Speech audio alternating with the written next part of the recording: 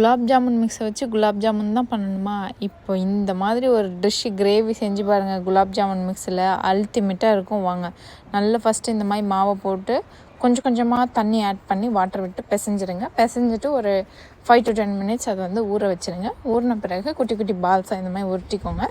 உருட்டிட்டு அதை oil heat பண்ணி அதெல்லாம் ஃப்ரை பண்ணி பால்ஸை தனியாக எடுத்து வச்சுருங்க. ஒரு ஆனியன் எடுத்து நல்லா பொடிசாக கட் பண்ணிக்கோங்க. தக்காளி உங்களோட தேவைக்கேற்ப ஆட் பண்ணிக்கோங்க. ஒரு கடாய் எடுத்துக்கோங்க. கடாயில் ஒரு 2 ஸ்பூன் ஆயில் விட்டுட்டு பட்டை, கிராம்பு, ஏலக்காய் 3 போட்டு நல்லா கொஞ்சமாக ஃப்ரை பண்ணிவிடுங்க. ஃபஸ்ட்டு ஒரு ஸ்பூன் சோம்பும் போட்டு சேர்த்து நல்லா ஃப்ரை பண்ணிவிடுங்க. இப்போ கட் பண்ணி வச்ச ஆனியனையும் போட்டு நல்லா ஃப்ரை பண்ணிவிடுங்க. ஆனியன் கண்ணாடி பதம் வர வரையும் நல்லா ஃப்ரை பண்ணுங்கள். இப்போ நம்ம கட் பண்ணி வச்சிருக்கிற தக்காளியை நல்லா போட்டு ஃப்ரை பண்ணிவிடுங்க. தக்காளி ஈஸியாக குக் ஆகணும் அப்படின்னா உப்பு கொஞ்சமாக ஆட் பண்ணிவிட்டு குக் பண்ணுறீங்கன்னா ஈஸியாக குக் ஆகிடும். தக்காளி நல்லா வதங்கின பிறகு மஞ்சத்தூள், காரத்தூள் தேவைக்கேற்ப ஆட் பண்ணிக்கோங்க. கரம் மசாலா தூள் போட்டு நல்லா ஃப்ரை பண்ணிவிட்டு ஒரு 5 minutes குக்காக விட்டுருங்க. தென் தேவைக்கேற்ப வாட்டர் ஆட் பண்ணுங்கள். ரொம்ப அதிகமாக வாட்டர் ஆட் பண்ணிடாதீங்க. சப்போஸ் ரொம்ப தண்ணியாக இருக்குது அப்படின்னா அந்த வாட்டரில் கொஞ்சமாக கார்ன்ஃப்ளவர் மாவு கரைச்சி ஊற்றுனீங்க அப்படின்னா நல்லா டேஸ்ட்டாக இருக்கும். ஸோ அதுக்கு பிறகு நம்ம ஃப்ரை பண்ணி வச்சிருக்கிற இந்த பால்ஸையும் போட்டு நல்லா ஒரு 5 to 10 minutes குக் ஆகிற அளவு மூடி வச்சிருங்க. பட் பால்ஸ் உடையாத அளவு பார்த்துக்கோங்க. சிம்பிளாக டேஸ்டியாக ஒரு குலாப் ஜாமுனை வச்சு கொஃப்தா ரெடி பண்ணியாச்சு. சப்பாத்திக்கு அருமையாக இருக்கும் இந்த கிரேவி. தோசைக்கெல்லாமும் தொட்டுக்கலாம், சாப்பாடில் கூட வச்சு சாப்பிடலாம். அவ்வளோ சூப்பராக இருக்கும். செஞ்சு பார்த்துட்டு கமெண்ட்ஸில் டேஸ்ட் எப்படி இருக்குன்னு சொல்லி மறக்காமல் சொல்லுங்கள். தேங்க்யூ.